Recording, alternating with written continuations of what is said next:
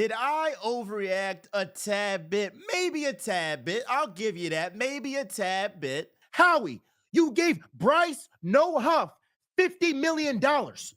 If you ain't give him that bag, you could give some of that to CJ. But I still think that CJ, he got that swagger, he got that energy that you can't just replicate. It's just like some guys, I don't care how talented you are, you either have it or you don't. And he got it. So somebody else has got to be that enforcer, bring that swagger, and bring that energy on the defensive side of the ball. But in the bigger picture, I think Howie Roseman is about to cook up something that we all want to see. What is that? A dynasty. I think Howie Roseman is looking at the 2025 draft and the 2026 draft and saying to himself, bet. I mean, he's about to cook. He's about to cook. The method to a dynasty is letting players go a year or two early and developing in the draft, because you're then able to pay guys on rookie contracts and take care of your superstar veterans like Saquon and Herz and AJ and Smitty and Mailata and Lane Johnson, Cam Jurgens potentially. He will be paid. So it's also, not only do the Eagles have veterans who are making a lot of money right now, but they have young guys who are going to get a bag. Jalen Carter is going to get a bag. Nolan Smith is going to get a bag. Quinyon Mitchell, Cooper DeJean are going to get a bag. So it's like Howie has to think about, what does this look like long term? Not only do we want to compete for a title next season, but we're trying to compete for a title past next season. And the only way that you do that, and just to sustain that longevity in your franchise, is to continue to get younger when you can. You have to control what you can control. So that's something that when I slept on it and I thought to myself, like, why would the Eagles do this? I still believe that did the off-field stuff maybe tick off Howie and Jeff. I do think that at least was in their mind a little bit. You're not going to tell me that wasn't something that they were like, oh, we're not worried about that at all. And again, for me, that did not matter to me. So I stand by that. But could one argue that the financial reasons are a bigger concern? I'll buy that. But back to the CJ thing before we go to Howie's master plan right now. It's, again, you need that enforcer. You need that guy that brings energy on the defense. We saw in 2023, we did not have that guy. And guys like Draymond Green and PJ Tucker, those type of energy guys are invaluable in sports. I don't care what sports you play. Those types of players are very, very valuable. I'll go to soccer. Pepe, you know him? He was on Real Madrid, played for Portugal. Hey, he was that enforcer, bruh. Sergio Ramos, those were enforcers. Those are universal, guys, enforcers, that in any sport, you need them on your team. So CJ's out. Now it's either somebody in-house has to be that, or somebody coming in has to be that. That's what that is right there. But I'm looking at Howie Roseman since he drafted Jalen Reagor, a pick before Justin Jefferson, and this man has been batting 1,000 in the draft in them first 3 rounds. 2021, Devontae Smith, Land Dickerson, Milton Williams. 2022, Jordan Davis, Cam Jurgens, Nakobe Dean. 2023, Jalen Carter, Nolan Smith, Tyler Steen. 2024, Quinyon Mitchell, Cooper DeJean, and Jalen Hunt. This guy has been on a tear, and he took that personal when he was clowned for getting that guy Jalen Reagor, all this stuff, and rightfully so, because that was an egregious pick. but he took that criticism, he locked in, and I'm very, very confident that in 2025 and 2026, when the Eagles are scheduled to have 20 draft picks over the next 2 years, including 11 in the first 4 rounds, I'm saying to myself, the Eagles are set up to become a dynasty if Howie Roseman does this same exact thing in the next 2 drafts. That is a certified fact. And maybe we gotta just thank Jalen Reagor, because if it wasn't for Jalen Reagor, Howie Roseman would not have that tunnel vision dog mentality to say, that's not happening again. I'll give Howie that, bruh.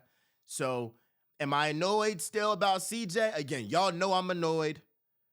Y'all know he been supporting Real Talk as well, CJ Gardner-Johnson, so it's that soft spot as well, like, for sure. I'll definitely admit that.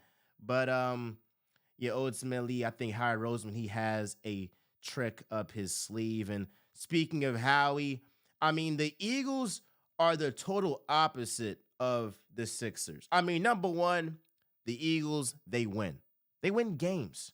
That's the first thing. The Sixers are losers. But also, the Eagles front office is night and day from the Sixers front office, because the Eagles front office, they trade away their players a year or 2 early, right?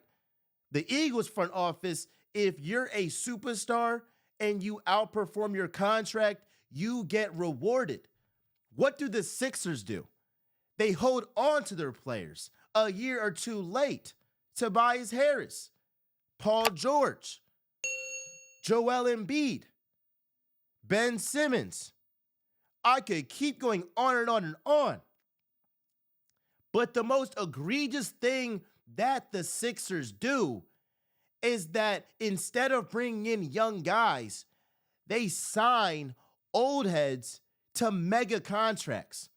And I know the NFL isn't the same as the NBA, but the Sixers are literally showing you what not to do when you're trying to build a winning culture and a winning roster in the NBA. You got Kyle Lowry and Reggie Jackson, Eric Gordon out here, and the old Paul George. And what do we see? When you get a guy in Quentin Grimes, he be going crazy, bro, because he's young and hungry, and he's not 100+ years old, bro, in NBA years. So that's exactly what it is, bro. The Eagles are the total opposite of the Sixers. And speaking of the Sixers, before I get to the rest of the topics today, I think there's this one guy in Philly that is so happy the Eagles won. Like, he might be the biggest Eagles fan. It's not nobody on the Eagles. It's somebody on the Sixers. It's Joel Embiid. And Paul George, frankly. Because have they gotten criticism in Embiid and PG? They've gotten criticism. But imagine if the Eagles weren't this good last season. Imagine if they didn't win the Super Bowl. You thought this was something? Oh my gosh, I would literally be scared for them. I would be scared for them. Because the criticism, the vitriol, all of the above would be off the freaking chain, because it's like, all right, the Phillies, they folded. The Eagles, they folded. And now y'all are the biggest disappointment in the city. Oh, you're going to get that smoke. That's what it would be. So I know Embiid is like, shoot, I'm injured right now. It's been a disappointing season. But thank you to the Eagles, because they're the team that is putting some pressure off my back. Let's get back to the Eagles solely right now. Jalen Herz has to take a pay cut, bruh. He's got to be able to restructure his contract, and he's always said, keep the main thing the main thing.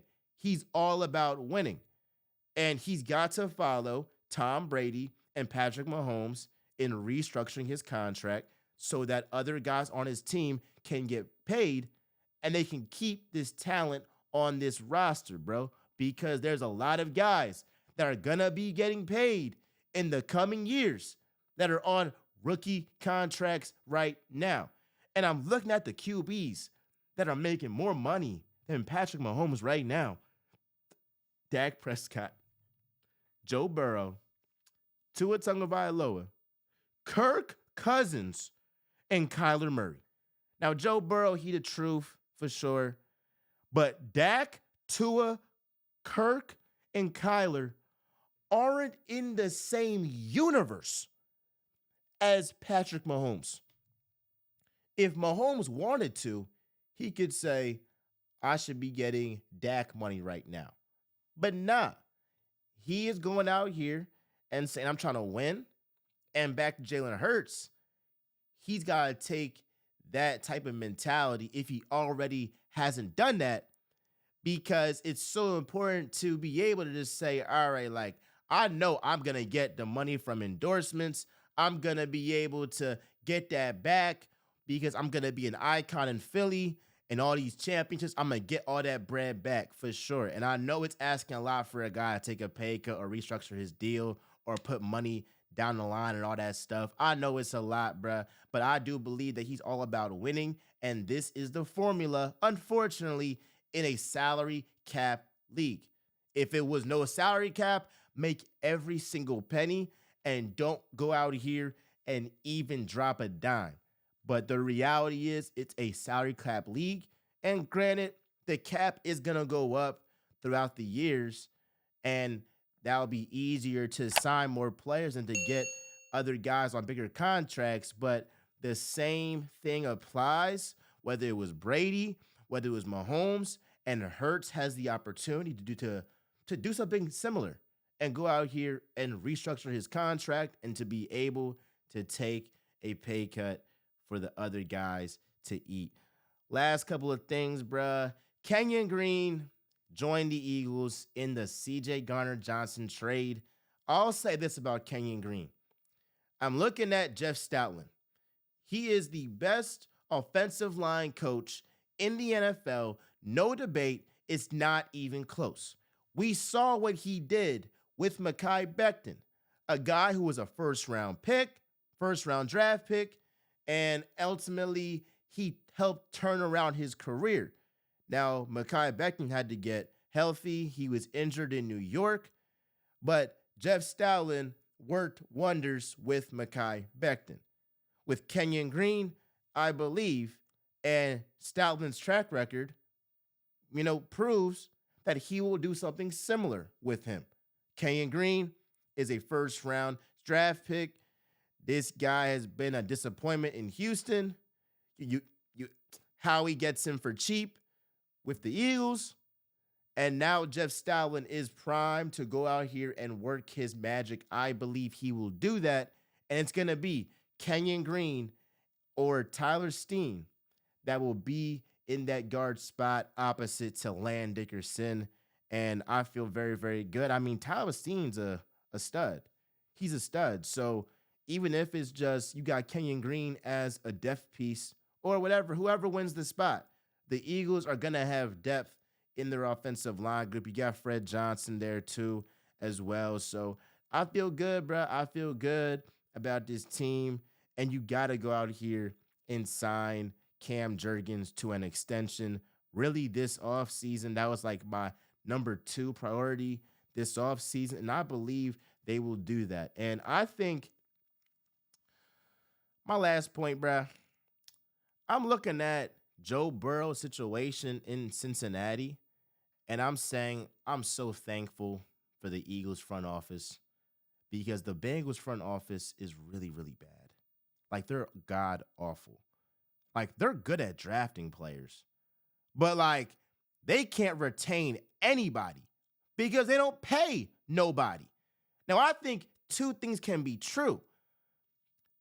Are the Bengals bad in terms of retaining their players? For sure. Jesse Bates left. You could have paid Jamar Chase earlier. You could have paid T. Higgins earlier. Now you got to pay a premium for these guys. Trey Hendrickson, same exact thing. But also, if Joe Burrow is what y'all say he is, if he is in this big 4 and there's no debate and Hertz is nowhere near that, then why does Joe Burrow need 2 number 1 wide receivers? Why? Why? Because the knock on Hertz is that he needs A.J. Brown and Devontae Smith, right? Right? So if he needs those guys and that's the knock on him, it's the same knock that was on Brock Purdy. Oh, he needs the Avengers on offense. So my question is for Joe Burrow, if he has Jamar Chase, who is the second best wide receiver in the league, why are the Bengals so enamored by T. Higgins? No, we got to sign him, and we'll go out here and prioritize a second wide receiver over a sack maestro and prime defensive edge in Trey Hendrickson. Like, the Bengals are trying to just cater to Joe Burrow so much that they'll go out here and literally pick a wide receiver over a defensive end. Think about that. That's insane. When the problem wasn't offense, it was defense last year. You feel me? So I think we just got to keep it consistent and look at it as if this guy really needs both these guys in Jamar and Higgins, maybe he's more reliant on them than you might suggest. I'm just saying I'm trying to keep stuff consistent because clearly folks don't be trying to keep stuff consistent over here, but that's what it is. I'm happy with my front office because they pay guys early, and then when the cap keeps going up, it doesn't look like such a big contract in the end because it just bounces out. The Cowboys, they got to pay Micah Parsons over $40 million a year because they waited too long. Now, for Micah's out here happy because the longer Jerry waits, the more money Micah gets. That's the facts right there. But what does Howie Roseman do? He signed A.J. Brown early. He signed Devontae Smith early. He signed Jalen Hurts early. He went out here and signed Saquon Barkley early. Now, I think maybe some of that was just like, hey, we're going to reward you for what you did in having a historic season and helping win the Eagles a Super Bowl. But that mindset not only is great in terms of the cap, it's great for the players because it's like I can get my money earlier. And if I just show y'all that I produced, I'm going to get rewarded. That is a great message to send to the league. I love y'all. I appreciate y'all. Let's talk with MJ where y'all know I always keep it real. I'm out, y'all.